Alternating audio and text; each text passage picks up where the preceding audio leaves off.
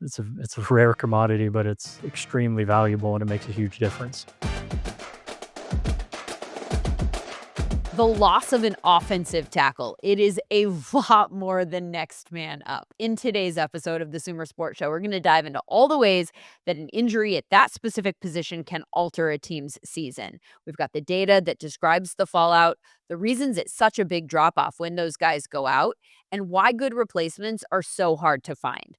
Mike Maccagnan, former Jets GM, is going to join us shortly with some experience in this department from the front office, as will Brandon Thorn, who is my favorite trenches analyst, provides consistently good breakdowns of O-line play in particular, so he'll be a great resource with which to have this conversation. I'm Lindsay Rhodes. Sam Bruchhaus is with me as always. And speaking of resources, boy, do we have a new one for you to use when researching NFL-related topics. It's been a huge week for us at SumerSports, Sam.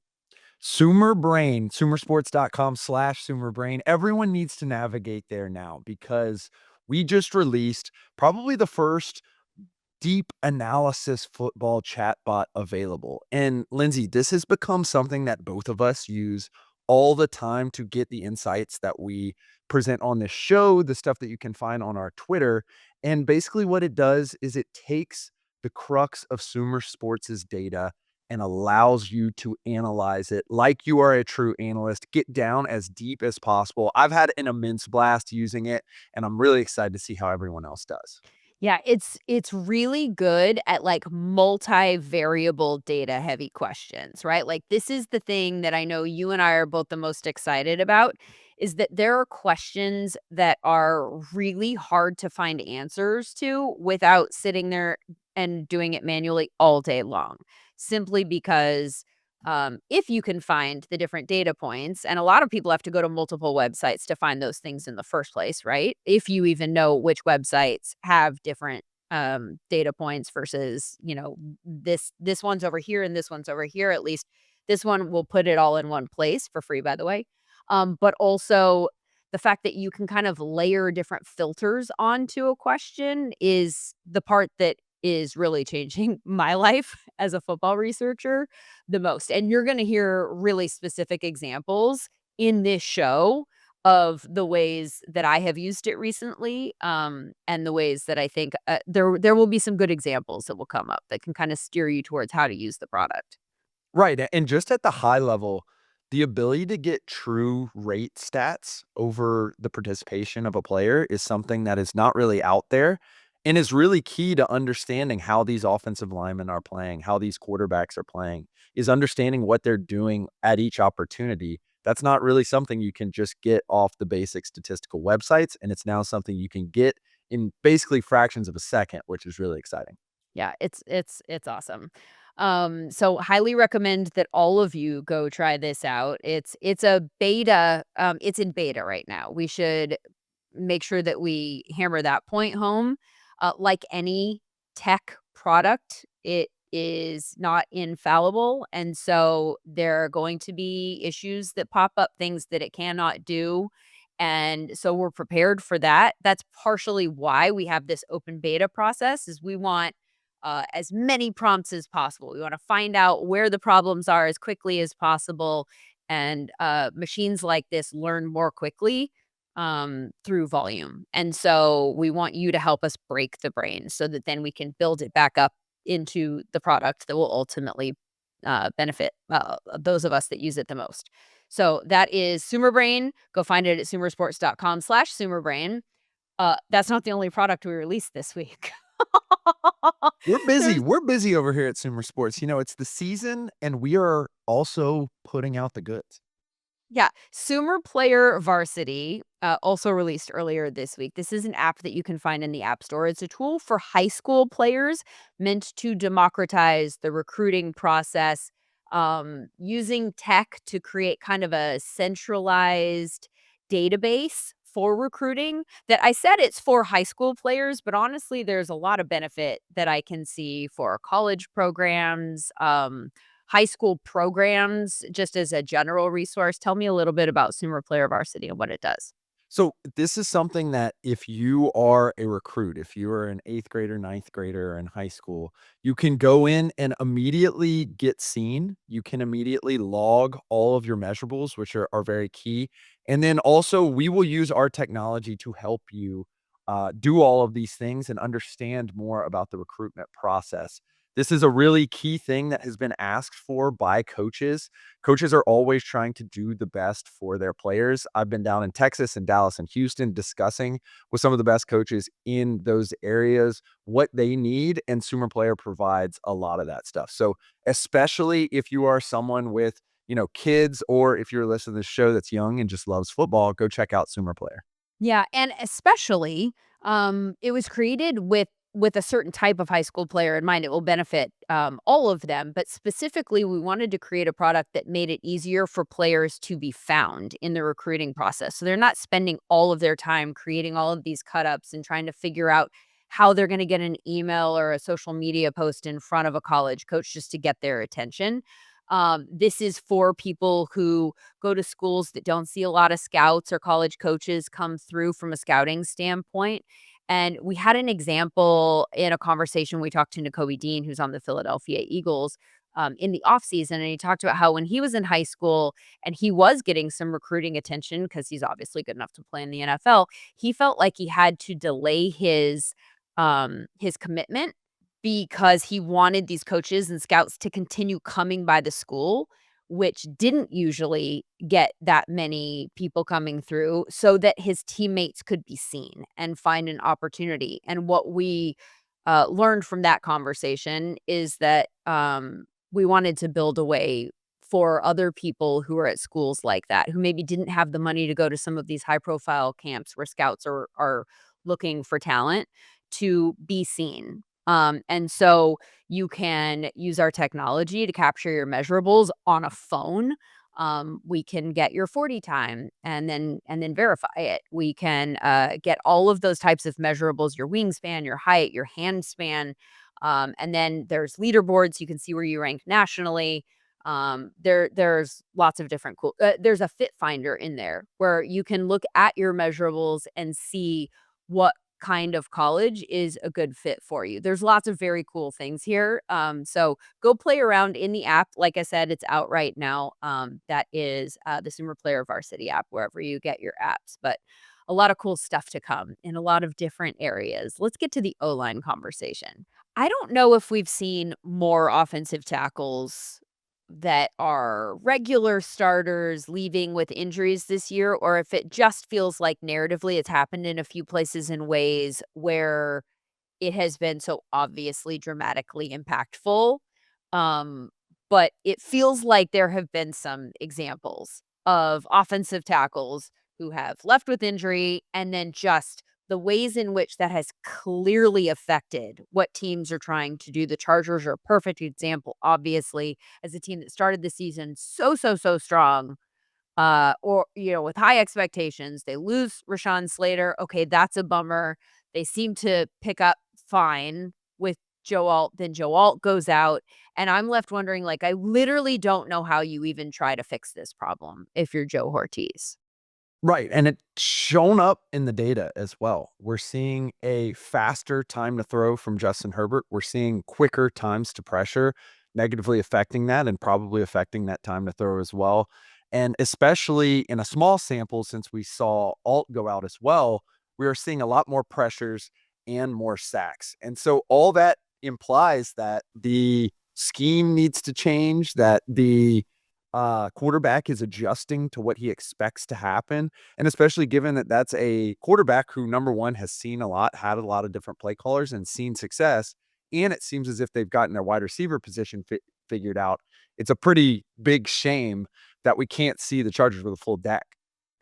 Yeah, I wanna go over those stats one more time, that you rattled off there, because I think that not just in the Chargers case, but in a few other cases, Colton Miller, who is somebody that we talked about on our quarter poll progress report as one of the best tackles in the league, he promptly gets hurt and misses week 5.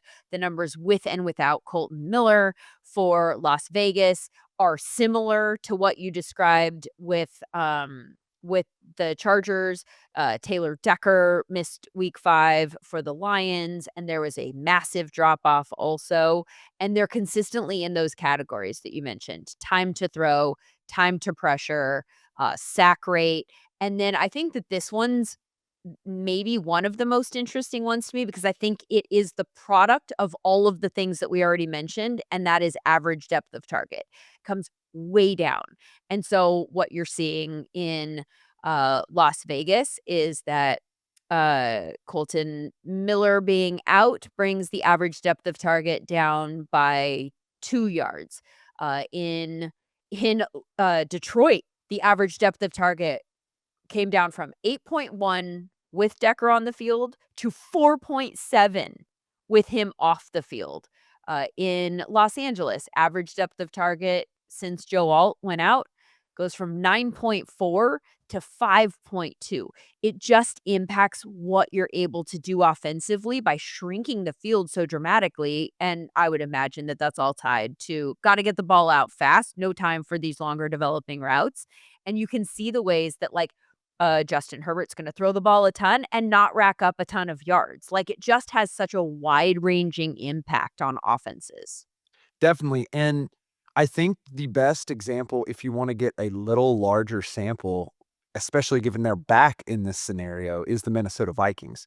They have seen Christian Darrisaw miss most of last year and the early part of this year, and then the late part of last year, and now the current state of the team is missing Brian O'Neill over on the right side, and it's interesting to see how they have managed this.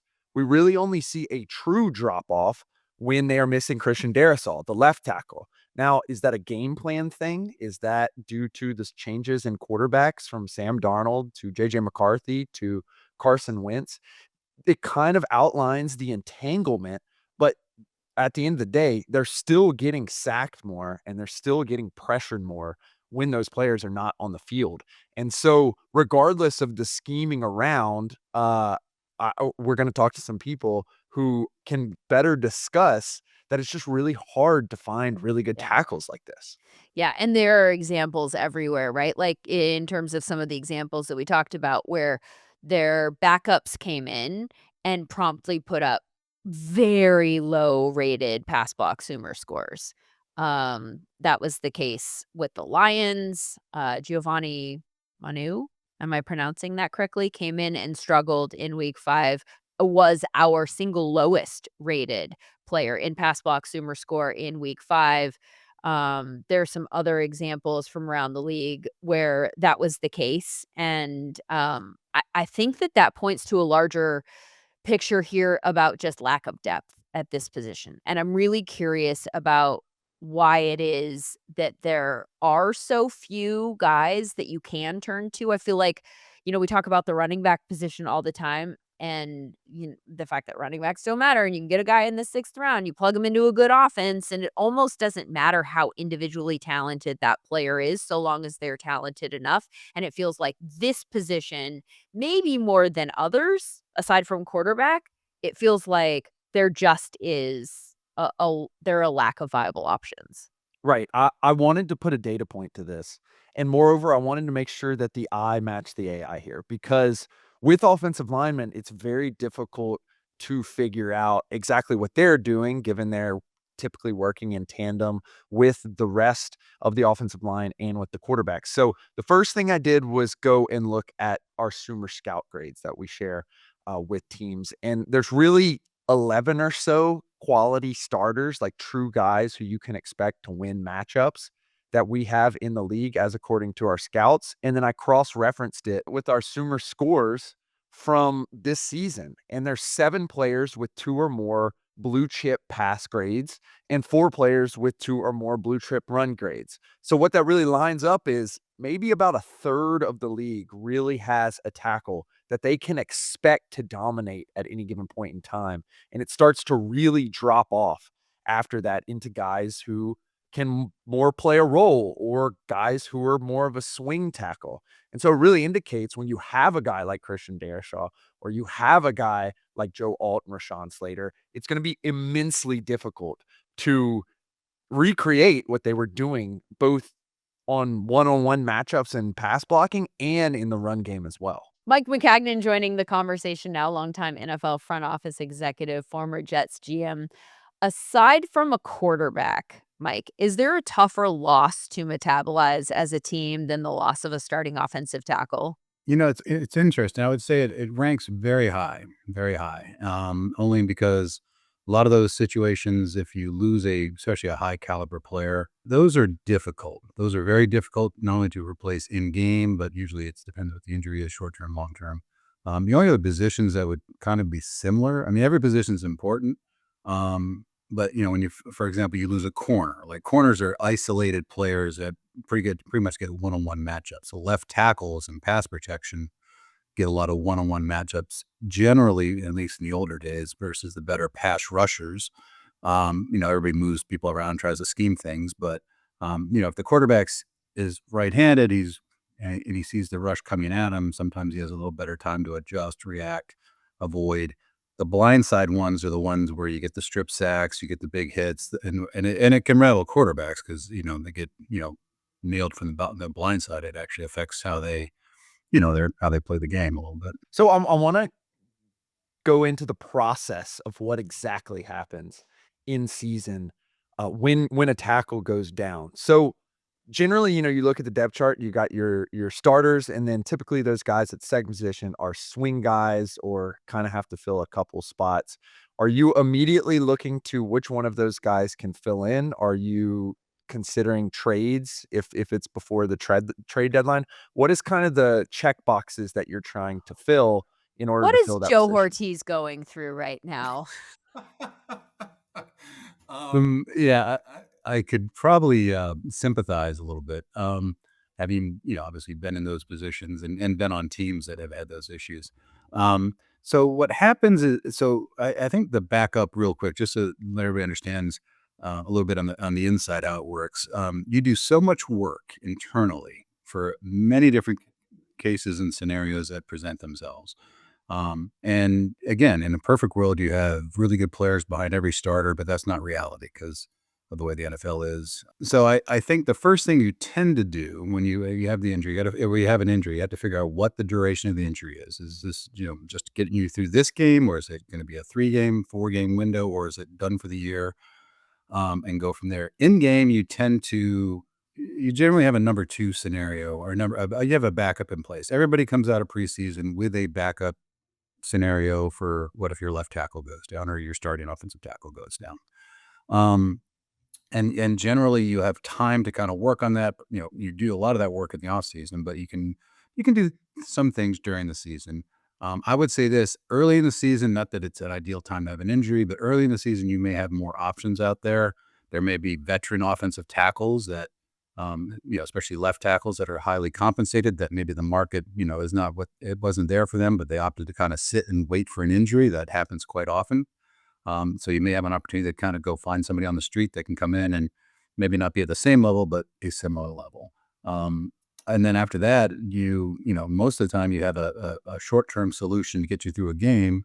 And then you have to, after you get through the game, you don't want to kind of move multiple parts in the game. You don't want to move your right tackle to your left tackle. Sometimes you have to, and then plug in a new right tackle. You want to keep as much continuity in place because that's one of the few position groups that the unit kind of plays better than the individual parts, because they kind of work together cohesively. And there's a lot of preparation goes into that. So kind of a long answer to it, but the first thing you do is you figure out the injury scenario, what you're dealing with, and then you immediately during the game, you're probably calling your pro director and going, "Hey, let's find out who's on the street right now. Let's get him in for a workout on Tuesday. Let's be first in line." So if somebody else who's a tackle also, you're not competing against them.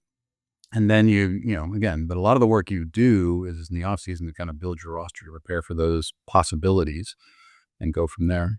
We gave some examples earlier in the show about some of the ways that tackles getting hurt impacted various teams around the league currently or recently this season. And the drop off in play at their position when the backups came in. It seems pretty clear that this is a tough position to just turn to the sideline. And I know you've got your plans in place and that's your next best option.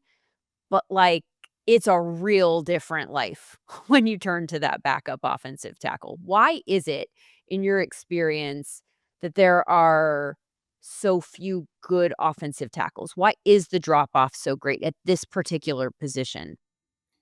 Well, I think it's like a lot of positions. It just gets exposed more because other positions you can sort of assume you can basically take the injury and still maintain a pretty decent level of play. Again, you get to certain positions like tackle, like and cornerback, and other positions like that that are really isolated in individual matchups. What happens a lot of times when you have a really good tackle, you don't have to scheme or protect or, you know, because really what happens when you have an injury, the first thing coaches will do is adjust the game plan, even in game. In some cases, you're going to maybe shift and maybe work a tight end over there or an H back or a running back chipping coming out of the backfield, especially if it's an elite player he's playing across from. What happens a lot of times is when you get into these scenarios, every time ideally you're a balanced team and you don't have to sit there and like a boxer, you have your good punches and you're playing defense a lot, trying to make sure you don't get a big punch to you.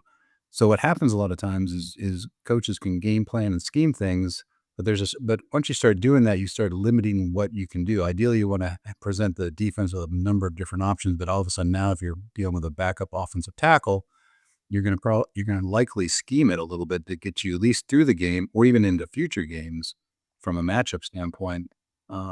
Just you limit. I don't want to say you limit your playbook, but you adjust it and you start limiting the number of things you can give the defense a threat to deal with. So highlighting the scheme changes, two moves for the same player in the past 2 years have really caught my eye. Both the Vikings last year and the Browns this year traded for Cam Robinson, and both of those kind of ended up in those scheme changes. And so I'm wondering of what the conversation was between Kwesi Adofo-Mensah, Andrew Berry, and their head coaches. When the decision is made to go ahead and make a scheme change, does that affect the way that you plan to approach the tackle position? Does that mean that you may be looking for another tackle than the type of left tackle you had prior? Or are you just trying to get the best guy out there, given that the drop off is so big? Yeah, and when I say scheme change, I want to make sure it's not that you change your blocking scheme completely. You go from one style to one technique to another technique, like from a power technique to a zone or whatever you want to play. Basically, it's more how you assist the player. Because obviously, if you put a tight end on okay, so you're in pass protection, you want to spread everybody out. You want to just have like 4x1 or whatever.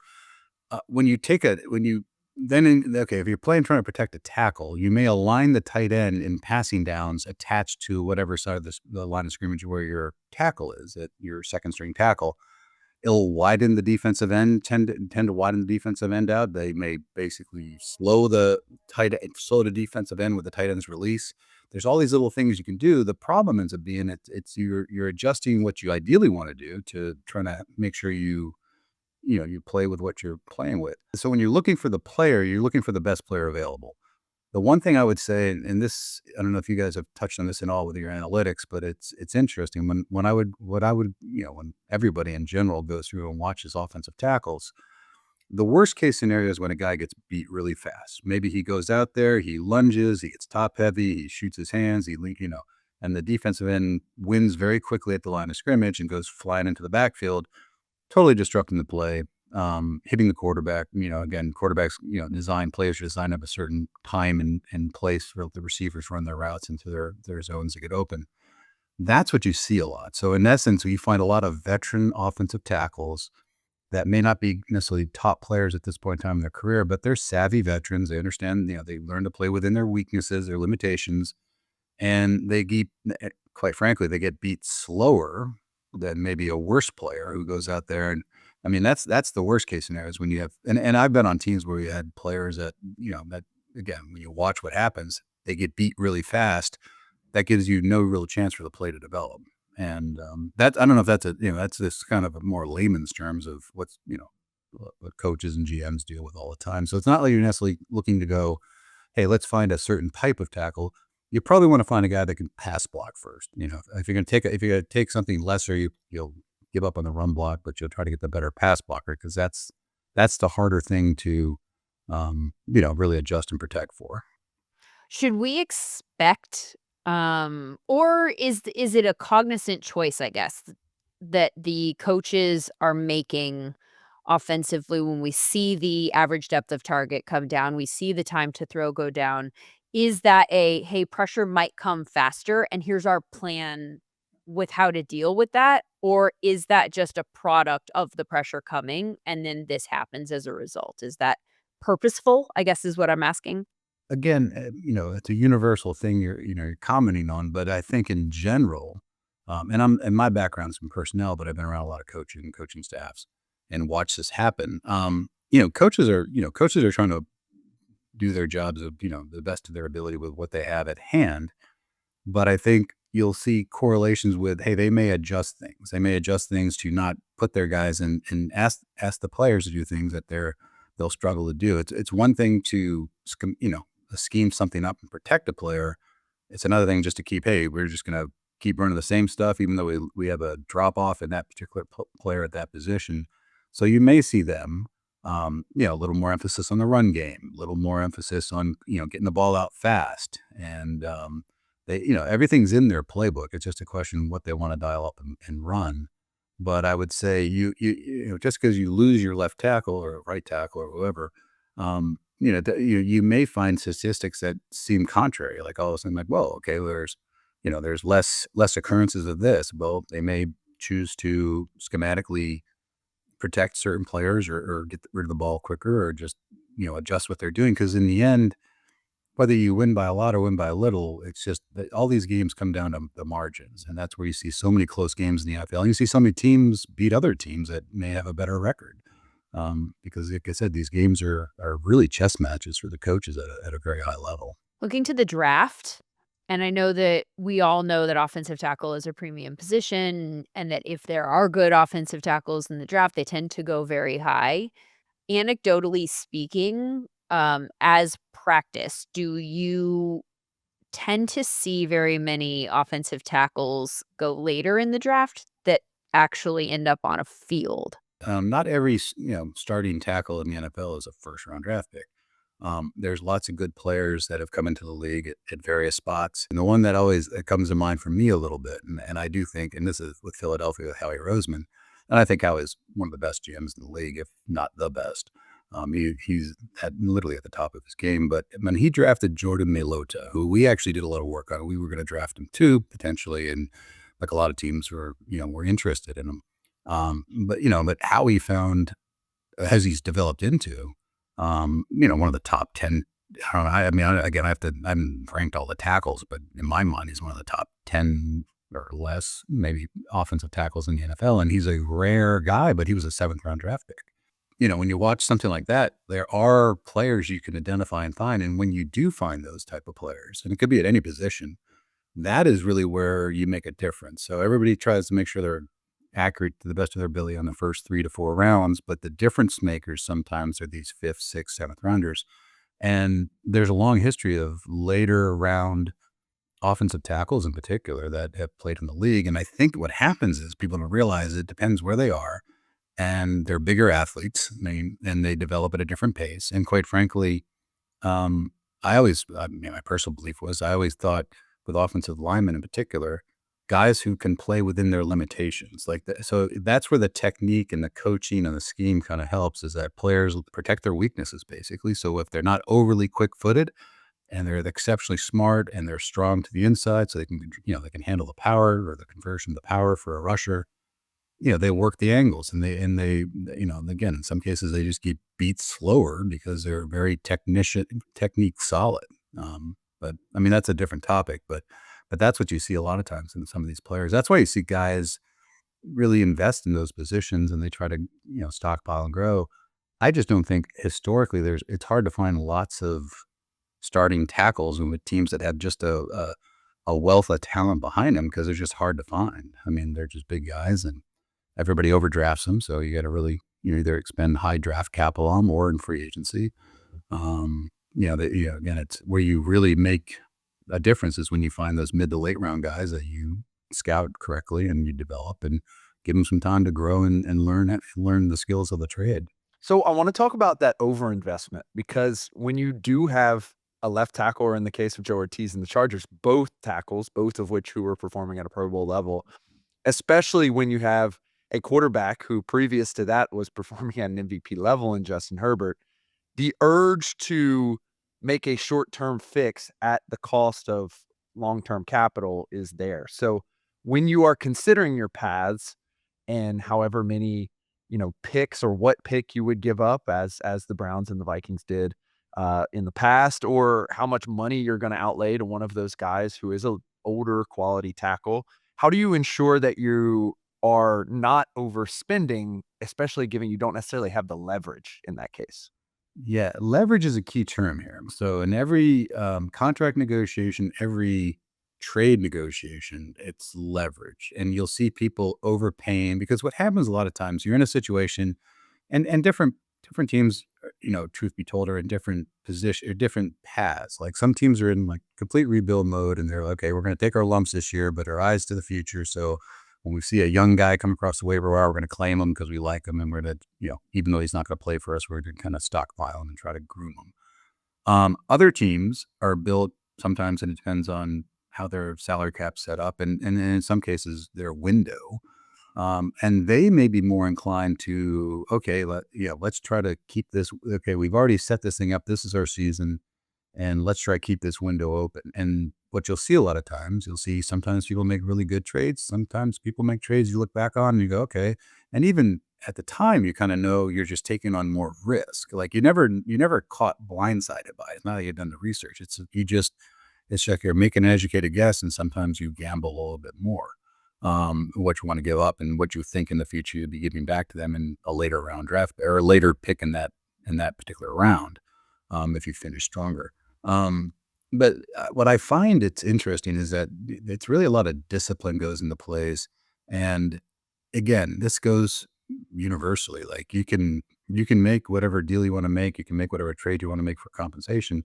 If you don't get the player right, it really doesn't matter because in the end, you're just going to be still with a player that's a deficit. I tend to find it's hard to find, I personally believe, really quality offensive tackles that people are just willing to part ways with unless they are in sort of a tear down, burn the building. Hey, we don't really care. We're just stockpiling draft capital. But truth be told, even if it's a really good player, especially a player with a future, you're not going to give them away. You're going to try to keep those guys because that's the foundation you want to build your team on. So I think you find is that you see a lot of these trades with veteran players that may have had some degree of some degree of success at some point in time in their career. They have some street value in terms of trade value. And you find, again, it's a ruthless business when it comes to trades because it's a zero-sum game. So, you want to make sure you do everything possible to help yourself, and you have to see what the market bears for what you can get for it. Feels like one of the toughest positions that a GM can be in here, having to wade through all of those, the fallout from those decisions. Mike Maccagnan, really appreciate you making time to join us for this conversation today, our SumerSports colleague. You're the best. No, anytime, guys. Appreciate it. All right. Eager to get a different kind of perspective involved in this conversation. And so I'm very excited to welcome in Brandon Thorn, who is the preeminent O-line expert, trench expert. He works with O-line masterminds, so he works with a lot of these guys up close and personal, knows them well, their strengths and weaknesses, also writes about them. For Bleacher Report, Establish the Run, the Trench Warfare newsletter. It's Brandon Thorn. Hi, Brandon. Hi, Lindsay. Thanks for having me. So I wanted to pick up where Mike Maccagnan just left off when we were talking about the inability sometimes to really pivot off of some of these losses and make a move. You are in a position where you're watching a ton of tape of offensive linemen. Um, where I mean, the trade deadline coming up in a few weeks, you could try to make a move to go bring in an offensive lineman. Teams are unlikely to be letting them go if they are good enough for that. Are there any uh like ways that a general manager in this position should look to go right now, in your opinion? It's really difficult to say because there's just a scarcity at the position. offensive tackle in particular, offensive line as a whole, but offensive tackle specifically. It's just one of those positions similar to corner, I would say, aside from quarterback, of course. I'd say those 3 are probably, like, the most scarce positions, I think, in the NFL, especially if you're playing, like, a lot of man coverage, those kinda corners. So, yeah, it's just tough. I mean, at any given time, I think coming into the year, I do an annual, like, top 75 overall offensive line ranking, for the last 5 years for my newsletter, and so top 15 at each position. Dig through the film again throughout the summer to put that together. And I mean, any given year, I roughly see, like this year at left tackle, I saw maybe 15 to 17 like good left tackles in the league, and then right tackle more like 10 to 12. And then after that, I mean, there's a little bit of a cliff, maybe a gradual decline initially, and then it kind of, drops off pretty significantly. So, with that said, there's not a lot of these guys out there, and I mean, that bleeds into a lot of other things. I mean, I think that's a big reason why it's so tough for there to be a developmental football league as well, because the offensive line is just such an issue. So yeah, it's tough to find a lot of you know, the guys 300 plus pounds who can move that way, who are also that technically refined to do it. It's just a very difficult position to find talent. Is that really the biggest issue is, like, humans that are not built at that size, or is there more to it than that? I think that's where you have to start. There is more to it than that, but I think there's a lot of truth just in that statement alone. I don't think that's oversimplifying it. It's just I think it goes back to I may be getting this analogy wrong, but I think it was like the planet theory. And I think Bill Parcells subscribed to this back in the day, where he essentially just believes that big people are harder to find. Big people beat up small people. Big people over the course of a season last longer. It really kind of fortifies you against attrition, that kind of thing. But like that's kind of what it is. Like, finding guys that are, the requisite size, which is typically 300 plus pounds, 6'3", 6'4" plus, who have, at least solid level athletic ability, play strength, power. They're tough, they're smart, they're reliable, all those sorts of things. But then I think the thing that separates offensive line, similar to corner, there's a lot of parallels actually, but it's such an unnatural position because of specifically in pass protection, moving backwards in space against a guy who's a much better athlete than you, and becoming comfortable doing that it just takes time. And as, kind of the off season has morphed over the last decade or so, where there's less time where you're practicing football, in full pads and all that kind of stuff, you have less opportunity to get better. So, yeah, I mean, it's just it's an uphill battle to develop the position. That's why things like offensive line masterminds have become, I think, increasingly popular, to kind of fill in that gap. But yeah, like a lack of development, on top of it just being hard to find that kind of that essential ingredient of size and movement skills and power and stuff like that. It's tough. So there's two things that I want to dig deeper into that have continued to come up in me and Lindsay's investigation of this that you just mentioned. The first one I want to ask about is the relationship between the offensive tackle position and the corner position. This is something that our scouts have said. They said they have to address it very similarly in the offseason amongst our more general manager types. What are the similarities between those two that, in this case, make offensive tackles so hard to find? Yeah, well, I think it's man coverage, corners, and one-on-one pass protection. That's the main similarity. There's a couple others, but and specifically with corner in the first 5 yards. And so, like, just think of it in like the first 5 yards of man coverage corner and an offensive lineman in his first couple kicks out of his stance. And the similarities are you want to stay square to the line of scrimmage to not give your opponent a two-way go, because if you kind of overset as a tackle, you set up an inside move. As a corner, if bite on a fake to one side, you're going to get turned and you're going to set up kind of a soft shoulder to the other side. So staying square while moving backwards for as long as you can before declaring against a guy who's a really good athlete. The difference is corners obviously are great athletes, whereas offensive linemen are at a significant disadvantage. But then, after the first 5 yards, things obviously change from there. But I think within that first 5 yard window, staying square for as long as you can requires a lot of discipline, confidence, of course, technique, leverage, understanding like kind of who's around you and what's expected of you based on what other guys are doing and knowing your opponent and his tendencies, all that sort of stuff. I think those are some similarities. And then also, if you look at zone coverage, the secondary as a whole, in terms of like passing routes off and offensive linemen passing games off to the other four guys next to you, or as a corner to the other three or four guys next to you, but obviously more spread out across the field. There's some similarities there in terms of, spatial awareness and understanding where the guy next to you is going to be and functioning as one, as opposed to, disparate parts. So I think there's some similarities there as well. It's really interesting. I wrote an article on this like 3, 4 years ago. I talked to Darius Butler and Willie Anderson and Tony Dungy and all these guys about it. And Willie Anderson said his favorite, so Bengals right tackle, one of the greatest right tackles of all time. He said his favorite player growing up was Deion Sanders.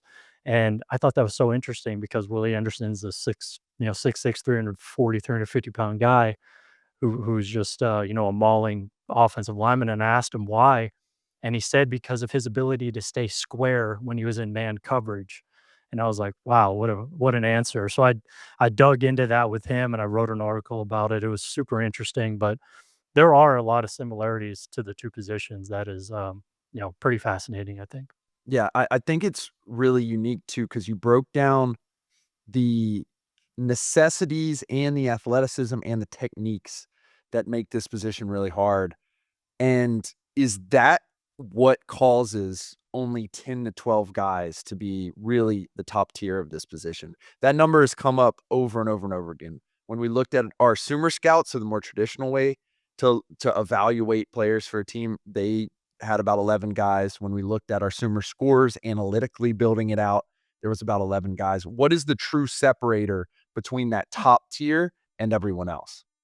Yeah, I mean, I think a lot of it is how you handle yourself one-on-one in pass protection, and I think a goal of offensive coordinators and play callers, this is me just kind of guessing in a sense because I don't talk to a lot of these guys directly. I talk to some offensive line coaches, but I think based on the way that offenses look on film and how it's looked over the last 10 years, a major goal for offenses is to limit those situations for offensive linemen. So play action, RPOs, providing help, moving the pocket, sprint outs, all the sorts of things that are not true drop back passing. The more ways you can incorporate that into your offense, the more creatively you can do that, the better. And I think that's great for offensive line because it makes the job a little bit easier. It takes the most difficult thing out of the equation or at least limits it. And I think that's a huge goal. And when players can go in those sorts of situations, they usually flourish as an offensive line, individually and collectively. So I think that's a huge goal. But yeah, I mean, that's the differentiating factor. So when you have a guy like that who can survive more than others one on one on an island against, a pass rusher in the NFL, it opens up the menu for you in terms of a play caller and what's on the table and what's not on the table. And it just gives you more flexibility into what you could do, what you could present, how you could present it on the field, what you could call, all those sorts of things. And I think that's what tackles who could, handle themselves one on one, give you. And it's a rare commodity, but it's extremely valuable and it makes a huge difference.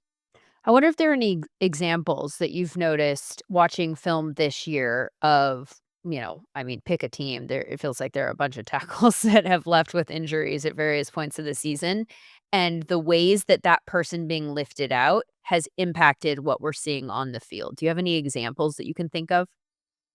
Oh man, I mean, the Chargers, is an obvious one with Rashawn Slater going down, one of the 5 or 6 best left tackles in the league, in my opinion. I had him as one of the 3 or 4 best, and specifically for this reason, his ability one-on-one in pass protection is outstanding. So him going out and then forcing Joe Alt to move to the left side, which is fine, that being his natural side from college. but then downgrading the right side, and then now that Joe Alt's out, we see it here more than anywhere else where you're losing 2 of the best tackles in the league. So that's the obvious one, I think, and just it limits the amount of time that the quarterback can hold the ball. How route concepts play out. There's limited time for that, so you have to throw it shorter. It restricts and condenses the field, makes things feel much tighter, shrinks the margin for error, and for the quarterback and the receivers, and it just restricts everything, and it just makes it feel like there's like a lethargic kind of feeling when you watch these offenses when they have a tackle that goes down, and defenses are really, really good at creating pressure and doing all these things now to kind of capitalize on that and find that and exploit it. So, but yeah, that's the obvious one. I mean, there's so many tackles that have been hurt this year that it's a long list, but that's the first one I would start with. I'm glad you brought up the Chargers 'cause, truth be told, that's part of the reason that I even wanted to do this show because it feels so obvious to me that, first of all, you're lifting Rashawn Slater out, and then you're making do, and you look good, and everyone's excited, and then Joe Alt goes out, and then they lose that game to the Giants, and it might not have just been because Joe Alt went down, but certainly that's part of what happened in the game, and I start to think about the way that the narratives are gonna go for the rest of the season, and now they're chargering, and they're not, like and you just know that broadly, people are gonna talk about them in a certain way, and people are free to talk about any of this however they want, but that's one of the reasons I wanted to talk about the way that this trickles down into everything, because you're gonna start seeing Justin Herbert under pressure and he forces a throw and, oh, there's an interception. Now all of a sudden we're going to start having conversations about him not being good under pressure situations, right? And so that's kind of why I wanted to tackle this. And I bet you feel quite often like you're screaming into voids where this subject is concerned as well. Yeah, yeah. I mean, the with the Chargers, they're running play action extensively. So they're at least doing that. With the Greg Roman sort of offense, Jim Harbaugh, like they know how to operate when they're, I think, not even limited with an offensive line, but just kind of a conservative style offense, which they certainly need to be right now, and then let Justin Herbert do, crazy stuff to put the team on his back, which he's apt to do, he's capable of doing, and I think that's why it probably doesn't even look worse right now. So they have one of those guys at quarterback, one of the few guys who can, do these superhuman sort of plays, to make it not look as bad as it should probably, but and I feel like schematically wise, like they're doing a lot of what they should. It's just how do you overcome the point that they're at right now? And I mean, it's very difficult. That's the honest question, I guess, that like if we're just going to cut to it, can you? Is Not there a way really. cuz No, we've I we've don't think touched so. on, like, there aren't any other guys that you can go get, they don't grow on trees, you can't just turn to your backup and expect the same thing, like, I'm literally wondering if there is and I'm not trying to put them in a like, "You're done, it's week 6 and bye," but, like, can you overcome that? Mm, I mean, I guess it depends on to what degree do you mean? Like, I mean, they're certainly not going to compete for like a Super Bowl or anything like that with this. Can they sneak into the playoffs or something? Maybe. I mean, Joel's coming back, so they're going to get Joel back, and then that's at least going to lift things. I think pretty significantly from there. But still, without Slater, it hurts because the right side, with Trey Pipkins, is below average. Becton missed, I mean, almost all the training camp, and then, he's missed a couple games already, and hopefully he'll stay on the field, at some point. But even that's up and down, and not getting very good center play. I mean, just they have a lot of issues, not just a tackle, that I think are going to be difficult to overcome. So yeah, I think it ultimately just shrinks your margin for error so much, and you're just trying to thread a needle almost every game, and that's just tough to do for, a whole season.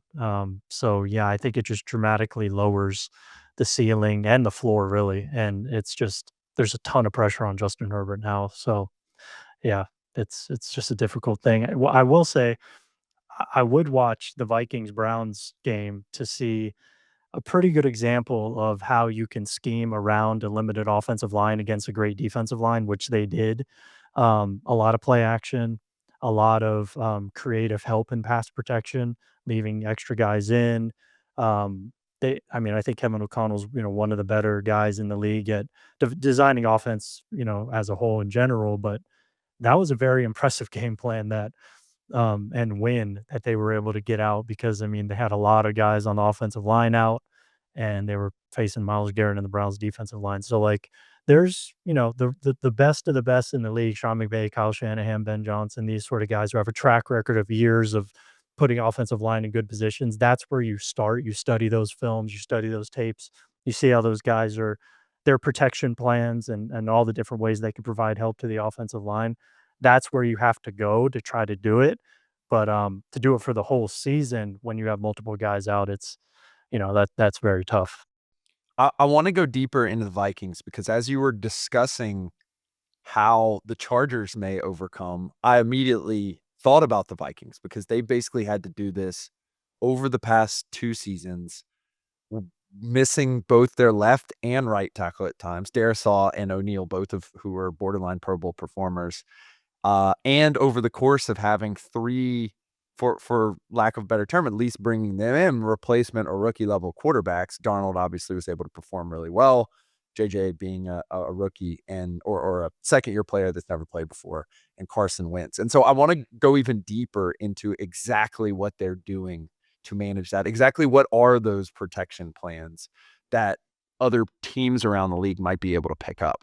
Yeah, another one last year is Denver and Sean Payton and what he did with Bo Nix and that offensive line and Zach Strief, the offensive line. Of course, that's another one I'd throw in. But when I think of like the Vikings and there's some parallels with a lot of these names that I mentioned. Um, I think the first thing is the easy stuff.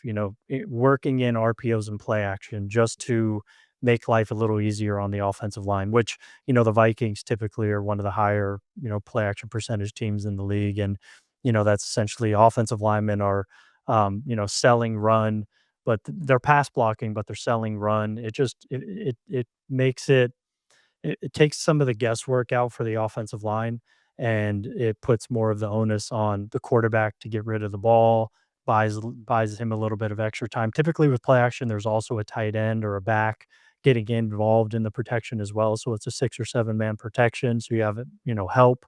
Um, and the way teams do it is, one thing that I often see when a team is facing a high-end edge rusher, TJ Watt, Aiden Hutchinson, some of these guys, um, they'll run play action away from that player, Aiden Hutchinson, but they'll have a tight end on his side, and they'll either use 2 tight ends on his side and put 2 tight ends on him in pass protection, so the offensive line doesn't even have to worry about him, and they'll just full slide the opposite direction, and they'll boot away. That's one way, or having a tight end or a receiver work across the line of scrimmage, in a jet motion with the tight end already on the line on that side, and just give him something to process in route to the quarterback. Having a back chip release to help the tackle, and just the presence of a running back in the backfield coming up is going to kind of restrict the lane that the pass rusher has to work with. So that's another way. Um, I mean, there's a lot of different ways that teams do it, and there's a lot of different formations to get to it at. And I think that's the key is just having a variety of ways to get to these different ways of providing help, whether it's back, tight end, receivers, even. We see a lot of condensed formations. I think that's another way. Squeeze formations is what Kansas City calls it, I believe, under Andy Reid. I remember Mitchell Schwartz told me that years ago. He liked having squeeze formations, which is a condensed formation where the pass rusher feels just the body presence of a receiver and just that threat of getting, knocked, ear hold that could create just a half second of hesitation as he gets out of his stance. And pass rushers win with their get off. So if you could slow down their get off even just for a split second, that could be the difference in a win and a loss. So yeah, there's a lot of ways that these offensive coordinators do it, I think those are the ones that I see week in, week out from those names over the years, and it's awesome to see as somebody who's watching offensive line. It kinda stinks because I don't get to see the one-on-one reps, so it's like, not very helpful from an evaluation perspective on that offensive lineman. But putting myself in an offensive lineman's shoes, it's awesome to see because it's like, man, you're in a situation here, a system that they're making life easier on you consistently, and those are some of the ways they do it. You brought up something that it made me think, for people who are coming at this with different purposes, sometimes people looking through a fantasy lens, mentioning the tight ends and the ways that they are impacted by this, sometimes having to stay into block a little bit more frequently in some of these situations. Could this maybe be something to look for people who are looking for whether or not this is going to be a big week or year or whatever for that fantasy for the tight end in fantasy, where if maybe an offensive tackle goes down, maybe kinda stop looking for them in the passing game quite as much, that tight end? Yeah, I mean, I think so, especially if they don't have a good blocking tight end at the tight end 2 spot. I would also add that factor in there because then maybe more of the onus will be on them.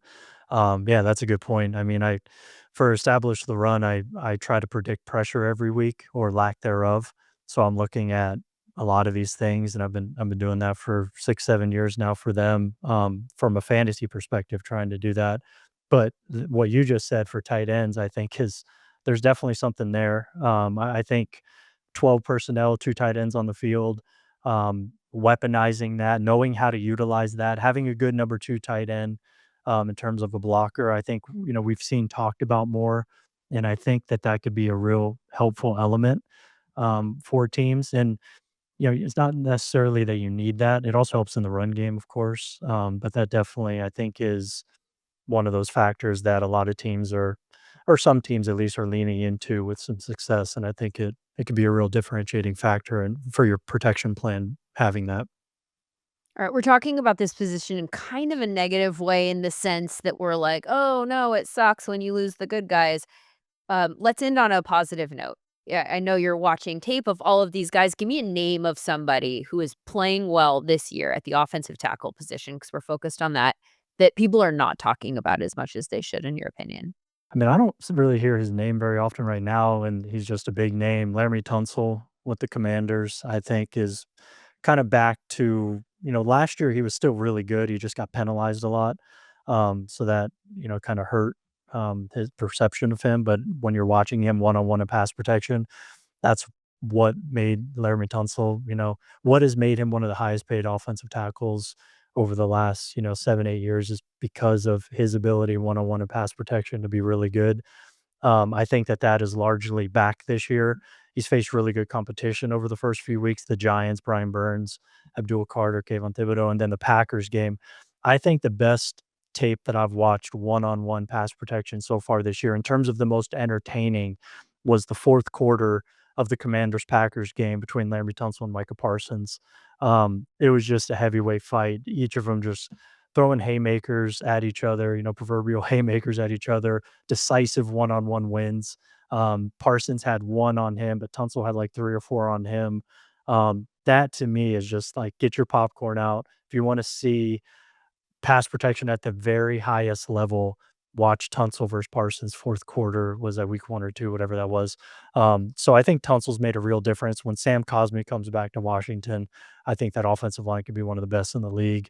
So I'm really excited about that. I'd also throw out, I think Garrett Bowles is playing really good football right now for the Broncos as well. He was good last year. I had him as like we do a 3-team all pro offensive line show. He was my 3rd team left tackle last year. So I thought he was really good last year. And I think he kind of picked up where he left off last year and then some. So I would throw out Bowles as well as kind of maybe a lesser name than Tunsil.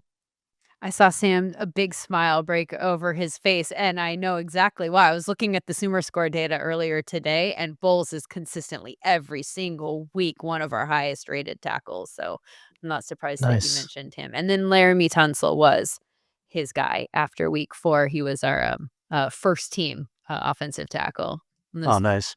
SumerScore team. One last thing that I wanna get to, and I don't know if Sam has any other questions, but I know I said let's end on and then I gotta go backwards because you mentioned Laramie Tunsil's penalties, and it made me think of another question that I actually wanted to ask you about, and it is related to the Chargers, not to go back to them too frequently, but Trey Pipkins with the back-to-back penalties on would have been first downs in the passing game. made me think that that was maybe kind of not just him messing up, but a sign of an overmatched offensive lineman. Like, do you think that that is something that we tend to see when offensive linemen find themselves in a situation where they're up against someone who's just beating them? Like, is that maybe a tell sometimes that that situation is existing? Yeah, I mean, holding specifically, yeah. I mean, I think a lot of Tunsil's stuff was false starts last year. Just to go back, like he was just trying to get out of his stance too quickly. He had a ton of false starts, some holdings, but I think a lot of it was that. But yeah, like specifically, I would say holding. It's funny that we brought up Bulls because he's a fascinating case study, in development and offensive line because his first few years were rough, and he came into the league as an older prospect out of Utah. He was like 25-year-old rookie. He got penalized so much, and they were bad penalties, holdings. And then Mike Munchak got there, saved his career, revamped him from the ground up in terms of his technique. And now Garrett Bowles is Garrett Bowles. But there was first 3, 4 years as an older prospect, people thought, man, Bowles is just kind of a wasted first round pick because he was like late first round. Anyway, I don't want to, sorry, I went kind of down a rabbit hole there. That was interesting because Bowles was super penalized. But with Pipkins, especially in that game, Commanders Chargers, that's the thing, like, if you're down, in a game and you're in obvious passing situations, the offensive coordinator can only kind of bail you out so much because, everybody kinda knows what you have to do here. You have to gain yards in chunks, and you have to do that typically by throwing the ball down the field, so you're in obvious passing situations, so you can't really dress it up so much from a scheme perspective. It's, we're gonna drop back and try to pass the ball, and when you're in that sort of scenario as a backup offensive lineman or a well below average offensive lineman, that's just when, you wanna try to avoid those obviously at all costs. So, he was in bad situation, obvious drawback situations, down big, and yeah, that was kind of a given, I think. Brandon Thorn, great as always. Thank you so much for your time and expertise. This has been really enlightening for both of us, I think. Brandon Thorn NFL is where you can find him on social media with links to all of his work in all of the many, many places that you put your work. You're a busy dude. Yeah, yeah, thankfully I am. Lots of employers. Thank you so much for your time. I appreciate it, thank you. Well, Sam, that was interesting. Like, I love our nerdy deep dives into very specific issues in play. But I think that this one's very, very relevant. And my pet peeve is when people talk about things too broadly from a football standpoint without really diving into the why behind it. And so my hope, I guess, in some ways is that this sort of exposes some of the why behind what's happening with various teams around the league. Yeah, I think there's 3 facts that appear to be consensus AI scheme media that I didn't really know prior to, that we kinda came to the idea of. Number 1, that the reason why offensive tackles are so valuable is because it's one of maybe 2 one-on-one matchups, and unlike corners, it's a one-on-one matchup pretty much every single pass. And I think that was a really key insight that both Brandon and Mike and the data gave us. The second result of that is that there's really only 10 or 11 tackles, That's excellent wild. quality tackles in this league, and you gotta try to identify that. And the funniest part is, like, the Chargers did that twice, and now they're sitting here due to the way that football Ah, works, due to the variance of football. they Eh did it right. They Right, got it exactly, right. And they're still exactly. here. They got it right, and so the question is, can you replace that in from the personnel perspective? No. Like, that seems to be the consensus, no. So it's gonna come down on Greg Roman and Jim Harbaugh and the rest of that offense to utilize some of those key pieces, more people blocking, condensed sets, more play action, more under center. It's gonna be up to them to make those changes in the next week, which really sucks because they had an offense that had, at this point, maybe 3 wide receivers on the outside who could win, 2 tackles that could win one-on-one, and a quarterback that we really trusted, not to mention a running back who is now also out that seemed to be building into a running back that was also very good. So I am bemoaning the loss of good football, but I'm glad we came to these insights as a result of it. Yeah, I also think that this is gonna be a podcast that's worth going back and listening to come draft time, Oh, or at least 100%. at least lifting some of the high level thoughts there, because we already knew that if a good offensive tackle comes around, you move them up the draft board. We knew that broadly. But like, I think we have some really extreme examples this year about just how important that is. And maybe it's kind of the same sort of conversation that we talk about in terms of just like darts at a dartboard. Like, just keep taking them, just keep taking your shots.